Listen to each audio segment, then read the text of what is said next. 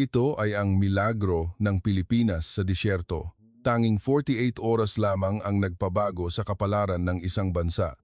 Ang Emirado ng Al-Jabal ay nasa bingit ng pagguho. Kung hindi matutupad ng Pilipinas ang pangako nila, palalayasin namin ang lahat ng Pilipino habang buhay. Ito ang ultimatum na binitawan ng gobyerno ng Al-Jabal, ang bansang may pinakamataas na GDP per capita sa mundo. Inakala ng lahat na labis na matayog ang pangako ng Pilipinas at tiyak na mabibigo sila, ngunit isang hindi kapani-paniwalang pangyayari ang naganap. Sumigaw ang buong gitnang silangan, kasama ang Saudi Arabia, Kuwait at UAE patungo sa Pilipinas. Tulungan ninyo kami, maging ang mga inhinyero mula Amerika at Pransya na nagtrabaho sa lugar na iyon sa loob ng maraming taon ay nagsabing ito ay ganap na imposible.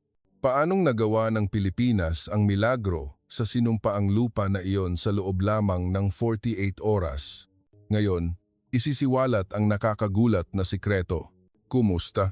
Ako si Hamid Al-Mushit. Sa nakalipas na dekada, nagtrabaho ako bilang Water Resource Manager sa isang shawl sa hilagang bahagi ng Emirado. Isa lang akong simpleng opisyal ng gobyerno, hindi prinsipe o sheikh. Ang buhay ko ay isang impyerno. Tuwing alas 4 ng umaga, nagigising ako ng mas maaga pa sa alarm clock dahil sa pagkabalisa. Makakakuha ba kami ng tubig ngayon? Para sa aking 10 taong gulang na anak, si Noora, at sa aking asawa, si Sara, kailangan kong makakuha ng tubig. Ang paghihilamos ng mukha ay isang luho. Nagbuhos ako ng kaunting tubig sa isang tasa, basain ang tuwalya, at punasan ang aking mukha. Isang maliit na lagok lang ang ginagamit ko sa pagsisipilyo. Ang pagligo ay minsan lang sa isang buwan at hindi lalampas sa 5 minuto. Tatay, uhaw na ako. Hiyaw ni Noora, ang kanyang labi ay tuyo at bitak-bitak. 10 litro bawat araw. Ito lamang ang rasyon ng tubig para sa aming pamilya. Ito ay sapat lamang upang mapanatili ang pinakamababang antas ng buhay. Nagsimula ang sumpa ng aming lupain Tenama, taon na ang nakalipas. Ang mga rock layer sa ilalim ay may kakaibang istruktura. Parang espongha, sinisipsip nito ang tubig dagat. Habang naghuhukay kami ng mas malalim, mas maraming salt water ang lumalabas. Narinig ko na noong panahon ng lolo ko, may fresh water pa rito, buntong hininga ng aking kasamahan, si Sayed. Pero noon, naging sakim sila at naghukay ng masyadong malalim. Nauwi sa pagkonekta sa dagat, wala nang balikan. Tuwing Martes ang araw ng distribusyon ng tubig, kailangan naming pumila simula alas 3 ng madaling araw. Maging ang tubig na desalinated ng pabrika ng estado ay medyo maalat pa at kulang pa rin iyon. Madalas, kailangan naming bumili ng tubig sa black market sa presyong 50 dinar bawat litro. Ito ay mas mahal pa sa langis. Protesta ko. Hindi na kami sisisihin, mas naging mahalaga ang tubig. Kung ayaw mo, huwag kang bumili, kalmado ang sagot ng negosyante. Wala akong ibang pagpipilian. Kalahati ng aking sahod ay napupunta sa tubig. Nang gabing iyon, biglang natumba si Noora pagdating niya mula sa paaralan. Noora, Noora? Hindi sumagot ang anak ko kahit anong tawag ko. Maputlang mukha, asul na labi. Tumawag ako ng ambulansya, ngunit 40 minuto ang layo ng ospital. Ang oras na iyon ay parang walang katapusan. Malubha ang dehydration.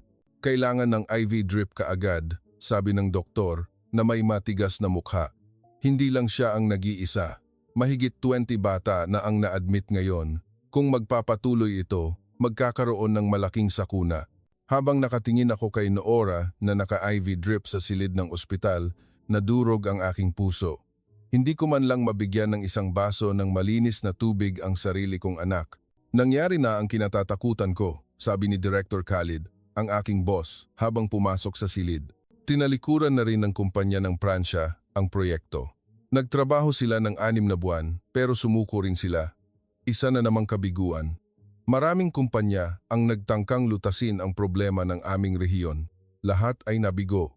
Ipinagmamalaki ng mga taga-Amerika, Aleman, Britanya at Israel ang kanilang advanced technology, ngunit wala silang nagawa sa harap ng geolohikal na istruktura ng aming lupa.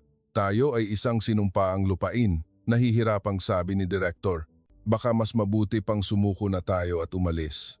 Ngunit hindi ko magawa iyon. Ito ang aking bayan. Ito ang lugar kung saan ipinanganak si Noora. Nang gabing iyon, umakyat ako sa rooftop ng ospital at tumingala sa langit na walang bituin. Parang ganoon ang aming kinabukasan. Diyos ko, bigyan mo kami ng tubig.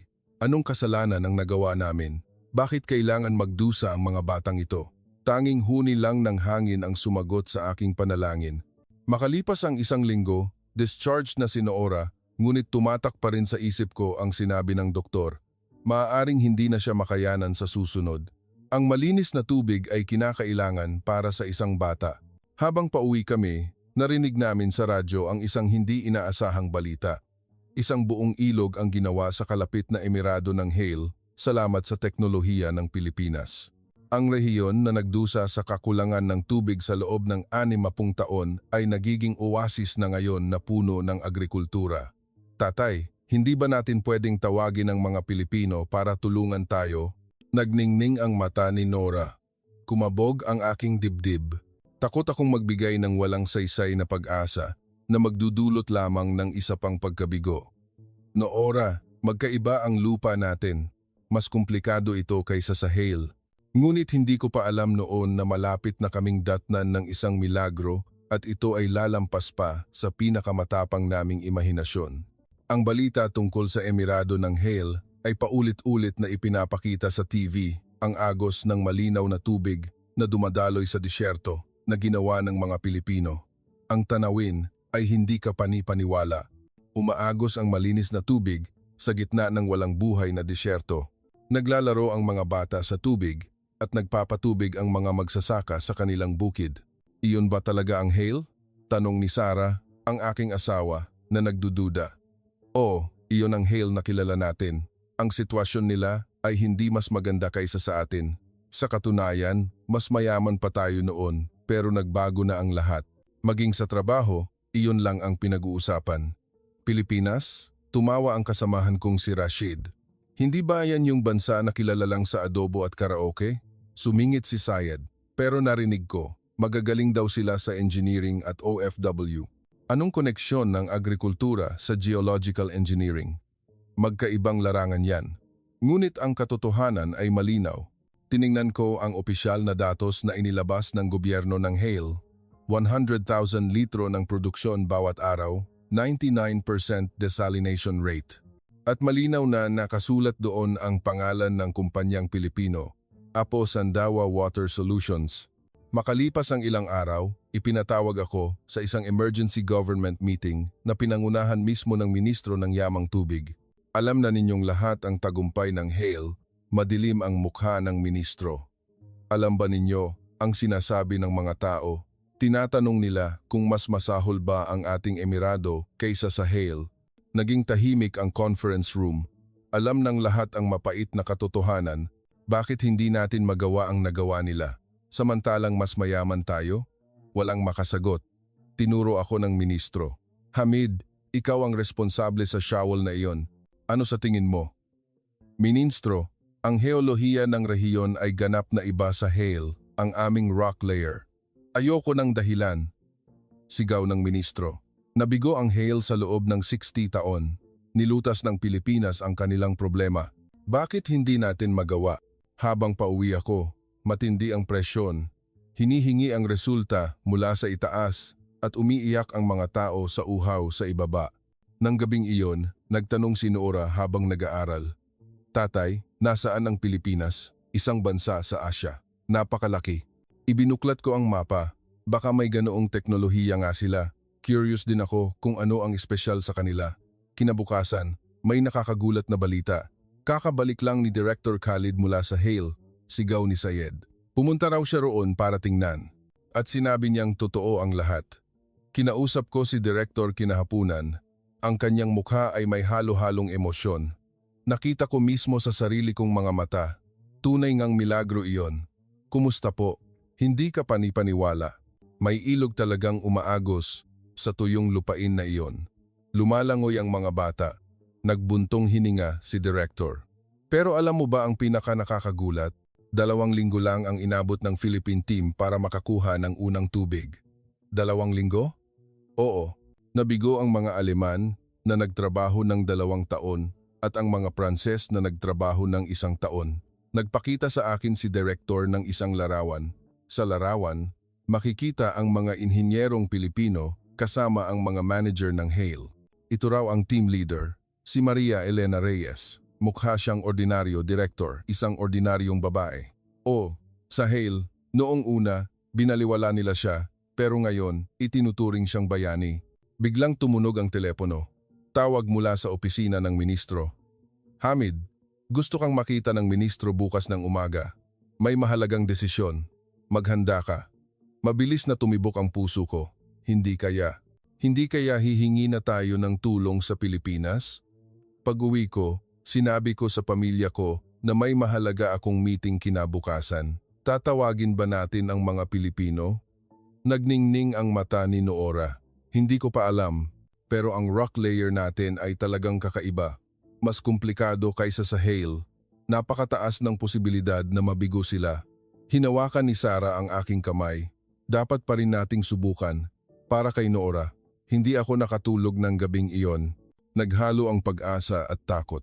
Kung mabigo man ang mga Pilipino, mawawala na ang huling pag-asa namin. Tumingin ako sa labas ng bintana. Ang maliwanag na buwan ay nagliliwanag sa disyerto. Malamang, ganoon din ang buwan sa itaas ng Hale. Ngunit, maaari na silang tumingin sa buwan nang walang pag-aalala sa tubig. Diyos ko, bigyan mo kami ng pagkakataon. Tahimik akong nagdasal. Kung nagawa ito ng Hale, kaya rin namin. Hindi, kailangan naming gawin. Ngunit sa kaibuturan ng aking puso, may kung anong nag-aalala sa akin. May kutob ako kung gaano kalaki ang magiging sugat sa aming pride at kung anong desperadong pagpili ang idudulot nito. Pumasok ako sa opisina ng ministro kinabukasan ng umaga at nakita ko ang isang hindi inaasahang bisita. Bukod sa mga opisyal, may isang grupo na mukhang taga-Europa ang nakaupo. Hamid, ito ang grupo mula sa Apos Andawa Water Solutions ng Pilipinas, pakilala ng ministro. Si Maria Elena Reyes, ang team leader. Nagulat ako, isang babae, maikli ang buhok, may salamin, mga 40s ang edad, mga 165 cm ang taas, at napakapayat. Kumusta? Ako si Maria Elena Reyes, bati niya sa perpektong Arabic. Nagsasalita ka ng Arabic? Nag-aral ako ng 1 taon sa Universidad ng Cairo. Mahalaga ito upang pag-aralan ang heolohiya ng gitnang silangan. Magkaiba na ang unang impresyon. Lahat ng ibang dayuhang eksperto ay sa Ingles lamang nakikipag-ugnayan sa pamamagitan ng tagapagsalin. Nagtanong ang ministro, Team Leader Reyes, nasuri na ba ninyo ang aming mga kondisyon? Opo, sinuri ko ang geological data ng rehiyon ng Al-Jabal. Sagot ni Reyes habang kinuha ang kanyang tablet PC. Ano ang inyong conclusion? Sa totoo lang, 3 beses itong mas mahirap kaysa sa Hale, napakalalim ng pagpasok ng tubig dagat. Nagdilim ang mukha ng mga opisyal. Kaya, susuko na kayo? Hindi, ngumiti si Reyes. Sabi ko mahirap, hindi imposible. Mayroon kaming katulad na geological structure sa kanlurang bahagi ng Pilipinas. Mayroon kaming karanasan sa paglutas ng problemang iyon. Gaano katagal ito aabutin? Narinig namin na sa Hale ay 2 linggo lang, pigil hininga ang lahat. 48 oras ay sapat na. Ano? Tumalon ang ministro mula sa upuan. 48 oras. Ngunit sinabi ninyo na mas mahirap ito kaysa sa Hale. Bakit mas maikli ang oras na hinihingi ninyo? Nag-develop kami ng bagong teknolohiya. Ang Rock Fissure Tracking System ay naging mas tumpak at mas mabilis. May isang opisyal na tumawa. Nagsisimula na naman ang kayabangan. Kapag nabigo, magmamadali lang kayong tumakas. Kalmadong sumagot si Reyes. Kung gayon, magpustahan tayo. Kung hindi namin ito matutupad sa loob ng 48 oras, sasagutin namin ang lahat ng gastos at papayag kami sa isang 10 taong ban sa pagpasok sa inyong bansa. Ngunit kung magtatagumpay kami, humihingi kami ng kaukulang gantimpala, buong tiwala at kooperasyon. Ang pagdududa at pag-aalala ay aksaya lang ng oras. Tumingin sa akin ang ministro. Hamid, bilang field supervisor, ano sa tingin mo? Sa totoo lang, labis akong kinabahan. Napakaikli ng 48 oras, ngunit sumagot ako, sa tingin ko, sulit itong subukan. Sige. Ngunit may kondisyon, diretsong tiningnan ng ministro si Reyes. Gusto kong tapusin ninyo ito ng eksakto sa 48 oras. Kahit 1 minuto lang ang delay, paalisin ka agad kayo. Makakapangako ba kayo? Walang dahilan para mag-atubili, sagot ni Reyes. Pagkatapos ng meeting, nagtungo kami sa site. Sa kotse, tinanong ko si Reyes. Tunay bang posible ang 48 oras? Hamid, alam mo ba kung ano ang natutunan namin sa Hale? Ano po? Hindi ang teknolohiya ang nagtatakda ng panahon, kundi ang tiwala. Nagtiwala sa amin ang Hale. Kayo? Nagtitiwala ba kayo? Isang tanong na tumama sa aking damdamin. Pagdating namin sa site, nagsimula kaagad magtrabaho ang Philippine team. Habang nagbababa sila ng kagamitan, napansin kong mas marami ang dala nila kaysa sa ginamit sa Hale. Ano ito? Tanong ko habang tinuturo ang isang aparato. Ground penetrating radar po ito. Ang pinakabagong model na ginawa namin. 10 beses na mas tumpak kaysa sa dati, buong pagmamalaking sabi ni Enger, Kevin Santos, isang miyembro ng team. Binuo po ito sa isang Philippine Science University. Nagsimula nang magtipon ang mga residente ng bayan sa worksite, iba na namang dayuhan, taga-Pilipinas daw ngayon. Gaano kaya sila tatagal? Ang kanilang tingin ay may pagdududa, napakaraming beses na silang nabigo. Dumating din si Nora pagkatapos ng klase. Tatay, sila ba ang mga Pilipino? Oo, anak. Bakit ang kokonti nila? Ang ibang grupo, napakarami. Narinig ni Reyes ang sinabi ni Nora at lumapit siya. Kumusta? Anong pangalan mo? Nora. Ang ganda ng pangalan mo. Hindi laging maganda kapag marami ang tao, Nora. Ang mahalaga ay ang galing. Kinuha ni Reyes ang isang bagay mula sa bulsa niya. Polvoro nito. Kumain ka. Galing sa Pilipinas. Salamat po. Masayang tinanggap ni Nora. Ate, magkakaroon ba talaga ng tubig sa baryo namin? Hinaplos ni Reyes ang ulo ni Nora. Konting hintay lang. Paiinumin kita ng malinis na tubig.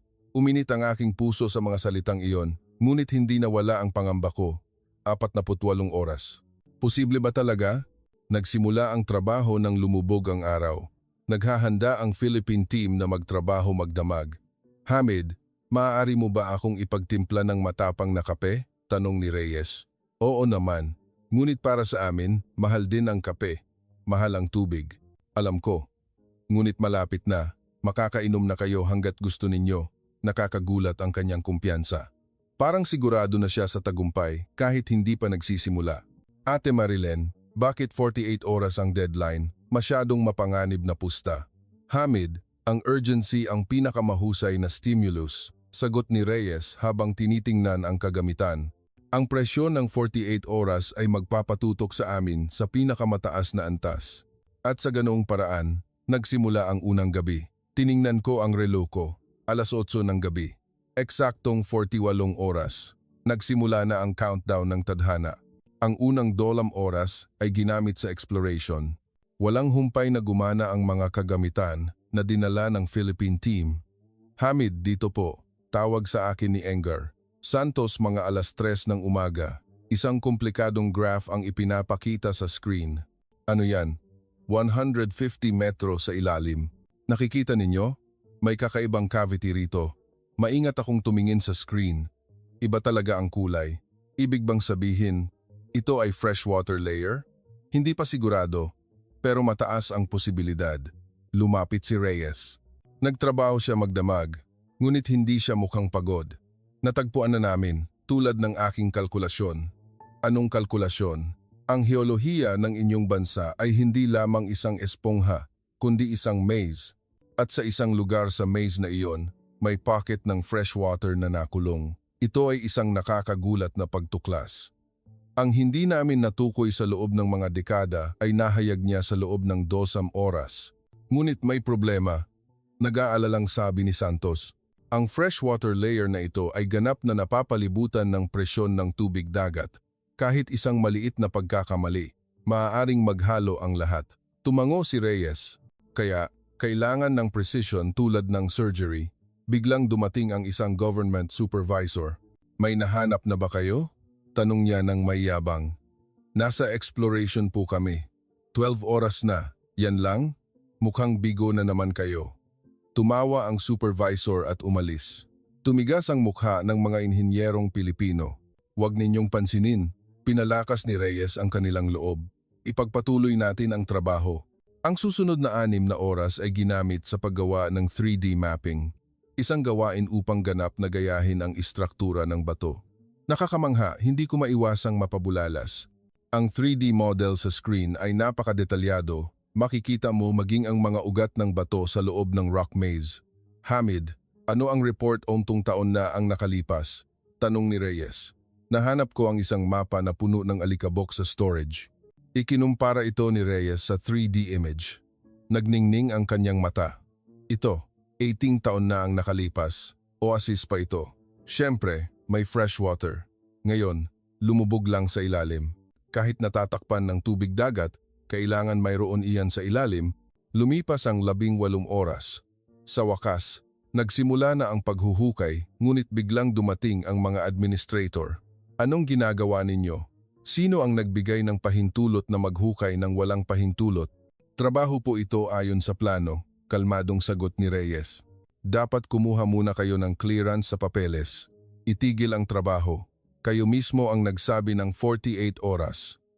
Nagsimula ang pagtatalo at lumipas ang oras. Lumabas ako. Ako ang field supervisor. Ako ang nagbigay ng pahintulot. Kung may problema, ako ang sasagot sa lahat ng responsibilidad. Kakayanin mo ba ang responsibilidad, Hamid? Isusulat ko ang guarantee. Tumalikod ang mga administrator nang nag-aatubili. Tiningnan ako ni Reyes nang may pasasalamat. Nagsimula muli ang paghuhukay. 50 metro, 100 metro. Tumindi ang tensyon habang lumalalim ang drill. Itigil!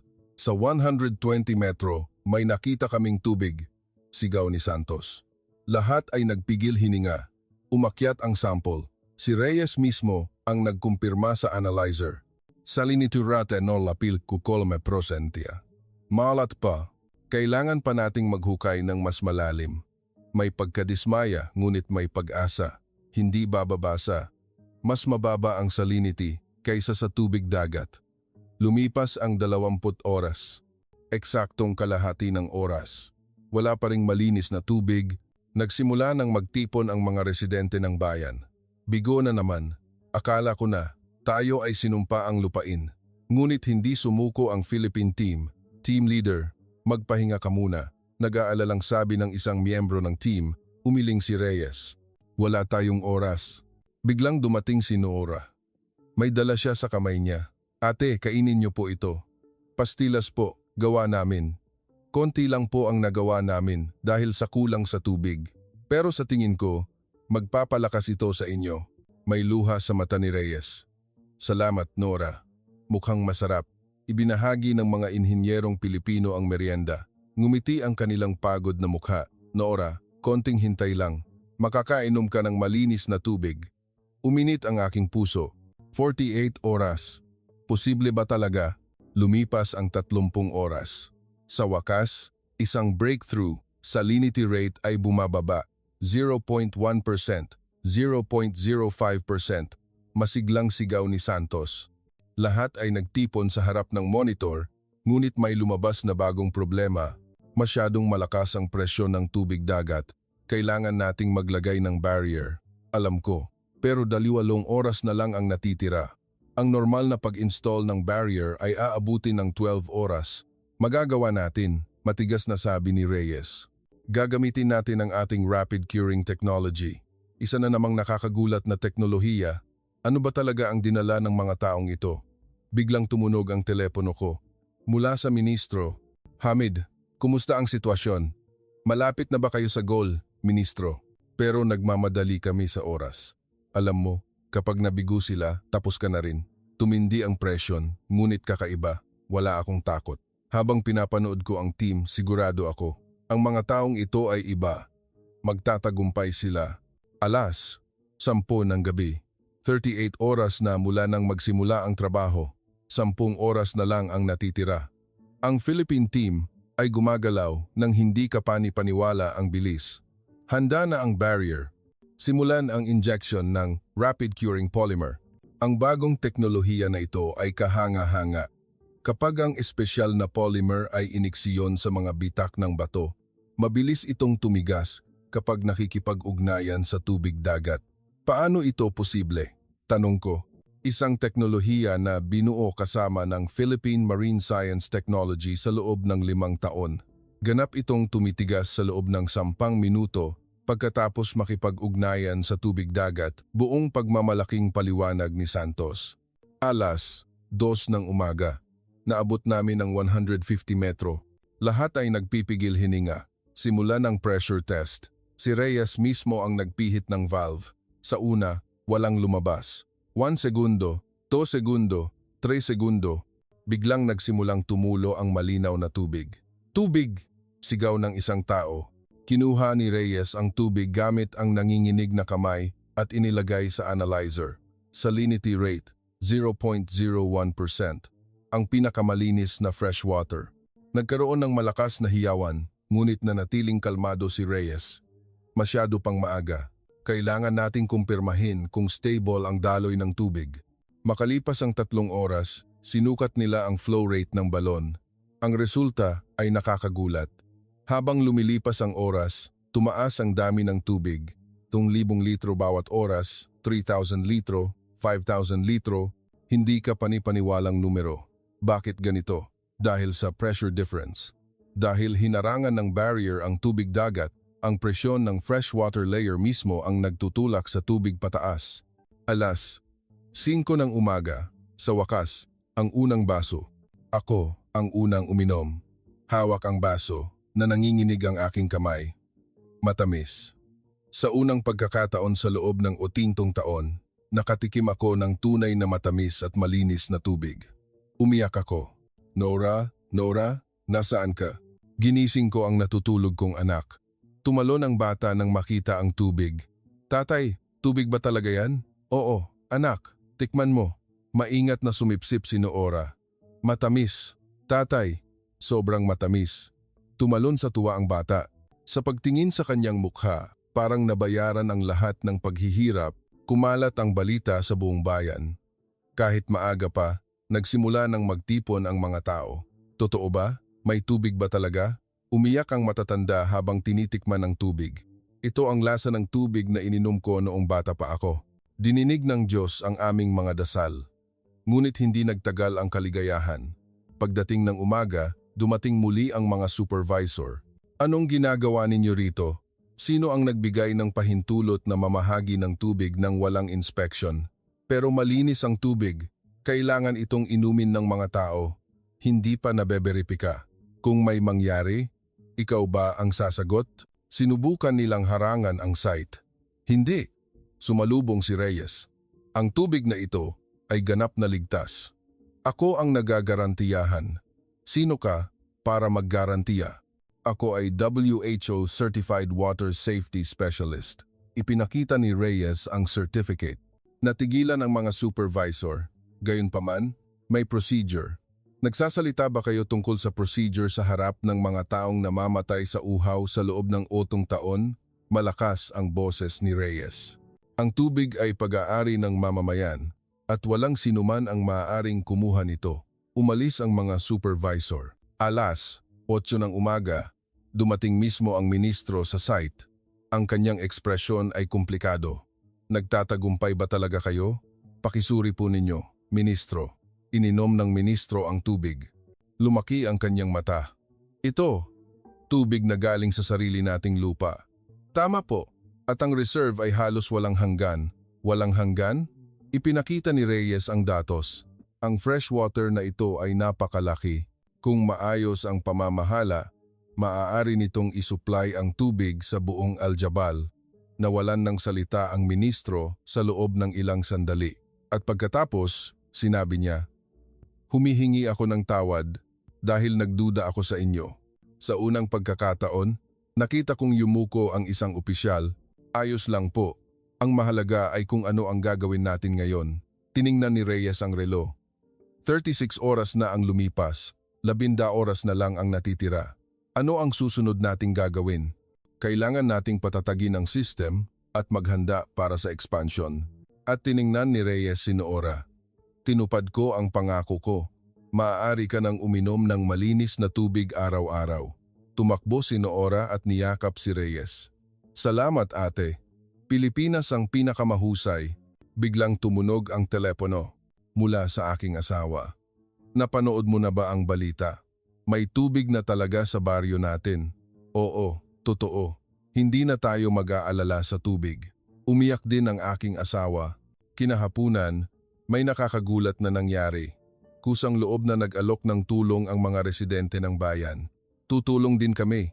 Hindi lang ang mga Pilipino ang magtatrabaho, tumulong ang mga lalaki sa pagbubuhat ng kagamitan. Naghanda naman ang mga babae ng pagkain. May isang matandang babae na nagdala ng isang lumang water jar. Ito ay water jar ng 100 taon na ang nakalipas. Minana ko ito sa nanay ko. Pangarap ko na mapuno ito ng tunay na tubig. Si Reyes mismo ang nagpuno nito ng tubig. Lola, mula ngayon, maaari ka nang uminom ng ganitong tubig araw-araw. Salamat. Ipinadala kayo ng Diyos sa amin. Paglubog ng araw, isa pang milagro ang nangyari. Team leader, patuloy na tumataas ang flow rate. Lumampas na sa 10,000 litro bawat oras, ulat ni Santos. Lahat ay nabigla. 5 beses itong mas mataas kaysa sa inaasahan. Mas komplikado pala ang istruktura ng ilalim kaysa sa akala natin. Mukhang may maraming freshwater layer na magkakakonekta. Alas, ayos ng gabi. 46 oras na ang lumipas. Dagsa ang mga reporter mula sa buong mundo. Paano ninyo nagawa ito sa loob ng 48 oras? Mas masahol ang kondisyon dito kaysa sa Hale. Nag-interview si Reyes.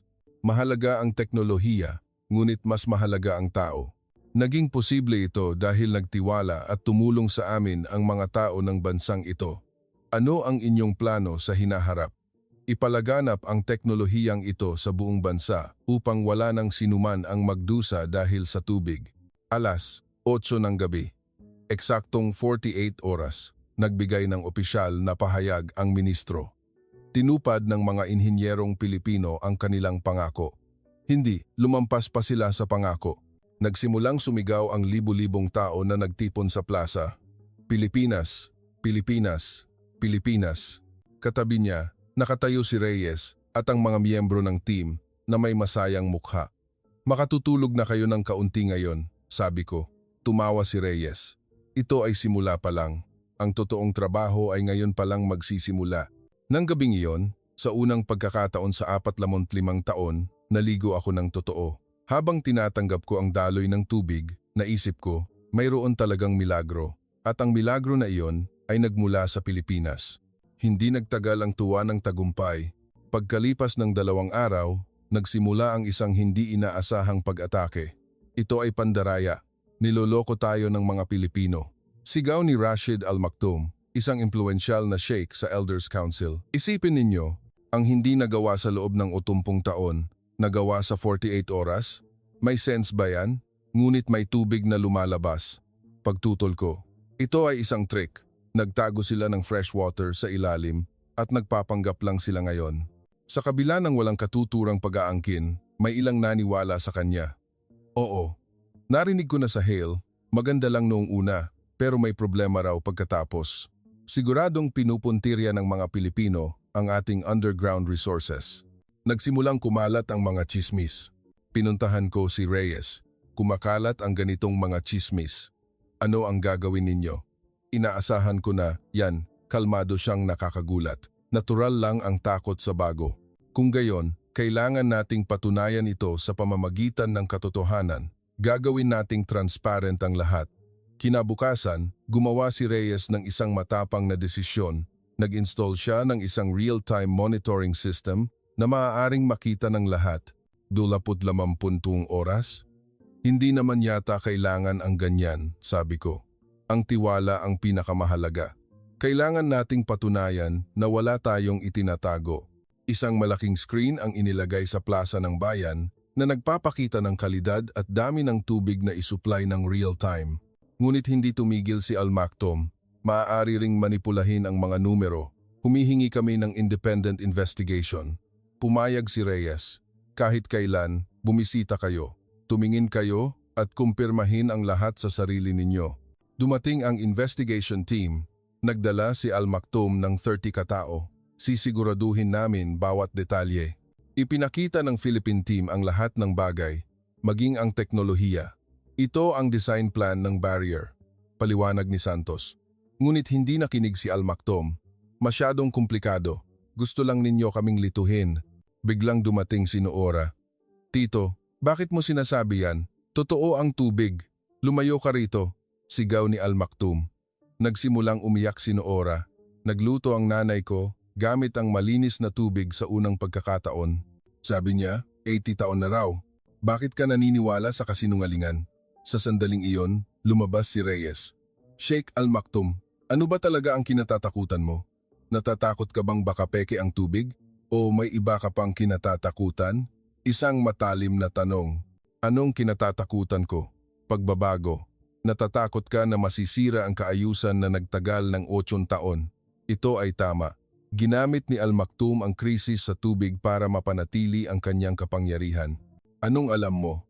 Alam ko na nakaranas din ang Pilipinas ng katulad na proseso, kalmadong sabi ni Reyes. Ngunit sa pagtanggap lamang ng pagbabago magsisimula ang tunay na pag-unlad. Naging masama ang atmosfera. Sinimulan ng mga tagasunod ni Al Maktoum na takutin ang mga Pilipino. Umalis na kayo, mga manloloko. Sa sandaling iyon, isang hindi kapani-paniwalang pangyayari ang naganap. Dumating si Elder Hassan, ang pinakamatandang elder ng bayan. 95 taong gulang, Rashid, tigilan mo yan. Elder, niloloko tayo ng mga iyan. Nabuhay ako ng 95 taon. Sa tingin mo, hindi ko alam kung ano ang totoo at kasinungalingan. Dahan-dahang lumapit si Hassan, sumalok ng tubig at ininom. Ito ang tunay na tubig. Ito mismo ang tubig na ininom ko noong bata pa ako. At tiningnan niya ng diretsyo si Al Maktoum. At alam ko, kung paano mo sinolo ang pagbebenta ng tubig at nagpayaman ka, panahon na para tumigil. Ang pahayag na ito ay parang bomba. Namula ang mukha ni Al Maktoum. Anong sinasabi mo? Kalahati ng tubig na kumalat sa black market ay napunta sa bulsa mo. Akala mo hindi ko alam. Kaya ka natatakot na totoo ang tubig na ito dahil tapos na ang negosyo mo. Nagbulungan ang mga tao. Niloko pala tayo ng lalaking iyon. Hindi kailangan ng pera ng mga Pilipino na ito. Gusto lang nila tayong tulungan. Tiningnan ng elder si Reyes. Salamat. Nagpapasalamat ako ng buong puso.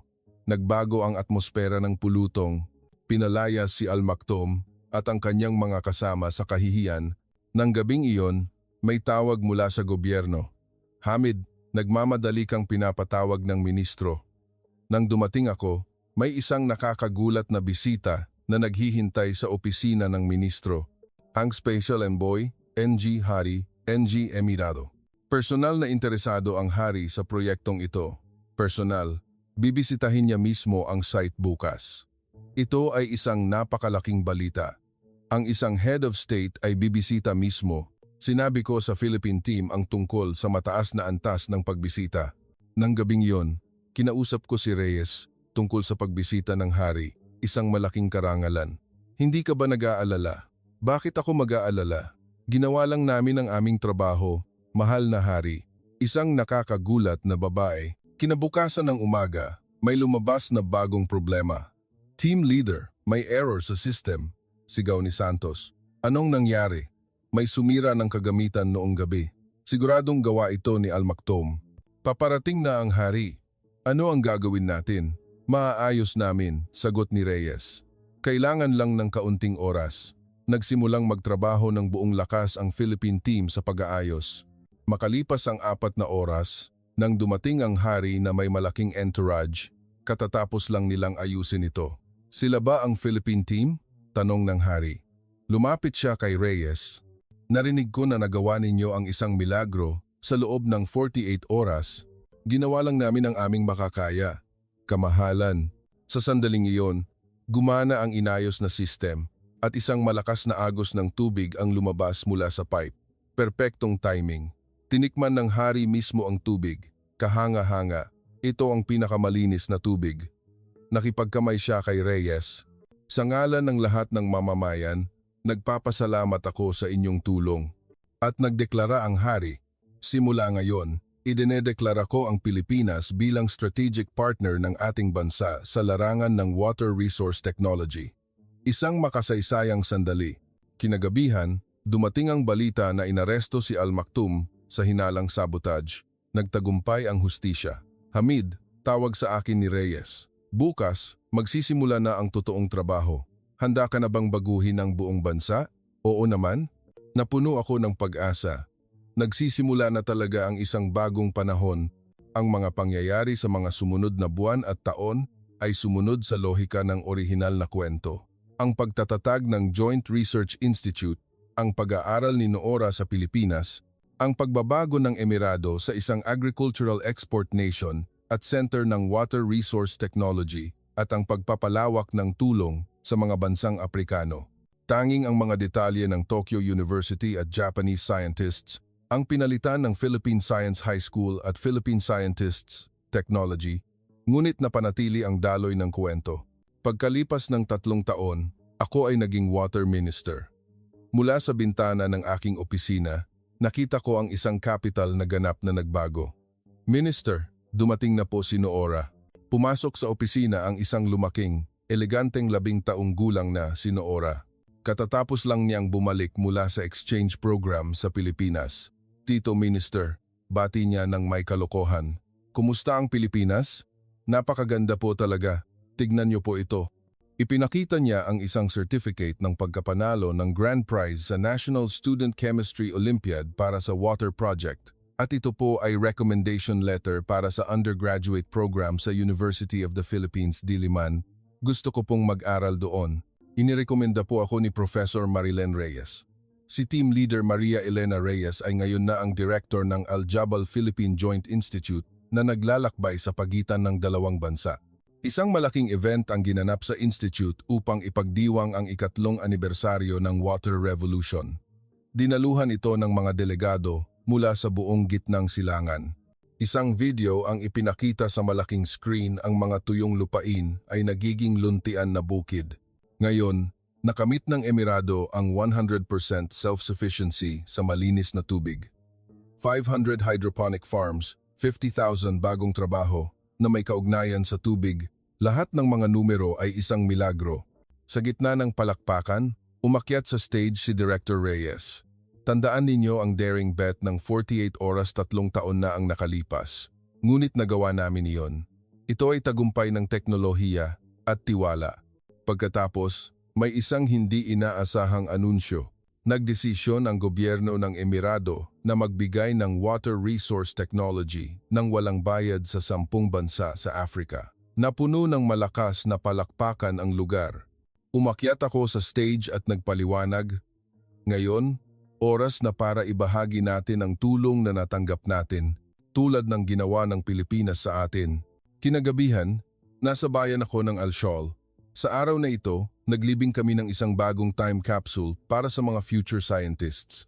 Inilagay ni Noora sa loob ang kanyang research journal na puno ng mga ideya tungkol sa future water technology na inisip ng isang 13 taong gulang na babae. Titingnan ko kung natupad ko ang pangarap ko 20 taon mula ngayon. Inilagay ng mga bata ang kanilang mga pangarap sa capsule. Gusto kong maging engineer ng water robot. Gusto kong maging desert specialist. Sinabi ni Elder Hassan na ngayon ay 98 taong gulang na, nabuhay ako ng halos 100 taon at isang bagay lang ang naintindihan ko. Ang tubig ay buhay at ang pagkakaibigan ay walang hanggan. Tulad ng pagkakaibigan na ipinakita ng mga mamamayan ng Pilipinas at ng ating bansa. Habang pauwi kami, nagtanong si Noora, "Tito, makakapag-aral ba talaga ako sa Pilipinas?" "Oo naman anak. Susuportahan namin ang pangarap mo. Gusto kong maging scientist na lumulutas sa mga problema sa tubig sa buong mundo, tulad ni Professor Reyes. Kaya mo yan. Nagsisimula ka na." Dumaan kami sa airport at nakita ang isang bagong sign, tulay ng pagkakaibigan ng Al Jabal at Pilipinas. Pag-uwi, pinapanood ng aking asawa ang balita. "Sobrang ipinagmamalaki kita. Ito ay simula pa lang, Sarah. Mas marami pa tayong dapat gawin." Bago matulog, tumingin ako sa labas ng bintana. Ang lugar kung saan unang lumabas ang tubig 3 taon na ang nakalipas ay isa ng maliit na parke. Ang pangalan ng parke ay Miracle Park. Nagring ang cellphone ko. Mensahe mula kay Director Reyes. "Bukas, darating ang mga delegado mula sa Kenya." Oras na para ibahagi natin ang ating milagro sa kanila. Sumagot ako. Handa na po. Gumawa tayo ng bagong milagro sa Africa. Ang 48 oras na hamon ay naging isang walang hanggang legacy sa loob ng 3 taon at ngayon ay nagsisimula ng kumalat sa buong mundo. Ang milagro ng tubig na ginawa ng Pilipinas at ng Emirado ay hindi ang katapusan ng kuwento kundi isang bagong simula. At ang walang hanggang pagkakaibigan na kasing linaw ng tubig ay patuloy na aagos.